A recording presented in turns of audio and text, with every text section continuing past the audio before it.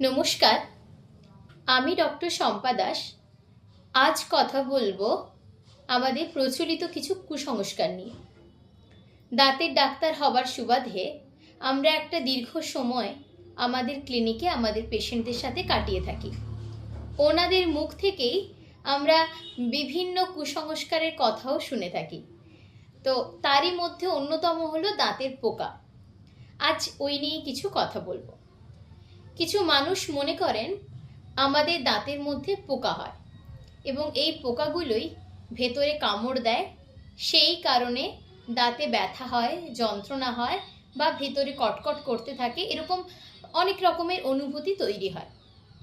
এবং ওনারা এও মনে করেন যে ওই পোকাগুলি দাঁত থেকে বের করে দিলে হয়তো আমরা এই সমস্যা থেকে মুক্তি পাবো। তো আমি ওনাদের মুখ থেকে শুনেছি ধারে কাছে এরকম অনেক ওঝা আছেন যারা কিন্তু এই দাঁতের পোকা বের করেন। এই পোকাগুলো কীরকম দেখতে হয়? কিছু কিছু সাদা হয়, কিছু কিছু কালো চালের পোকার মতো দেখতে হয়। এই যে কথাগুলো বললাম, এই প্রত্যেকটাই আমাদের শোনা গল্প কথা, বাস্তবে যার কোনো বৈজ্ঞানিক ব্যাখ্যা নেই। আমাদের দাঁতে কোনো রকম পোকা হয় না।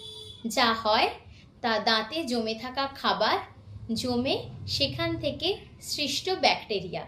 এগুলো কি করে না, প্রথমে দাঁতের ওপরে বা দাঁতের বিভিন্ন জায়গায় কালো দাগ সৃষ্টি করে এবং আস্তে আস্তে সেটি ট্রিটমেন্ট না করার ফলে বাড়তে থাকে এবং বাড়তে বাড়তে এক সময় এটা ভেতরে গিয়ে দাঁতের ভেতরে থাকা নার্ভ কিংবা পাল্পকে ছুঁয়ে ফেলে।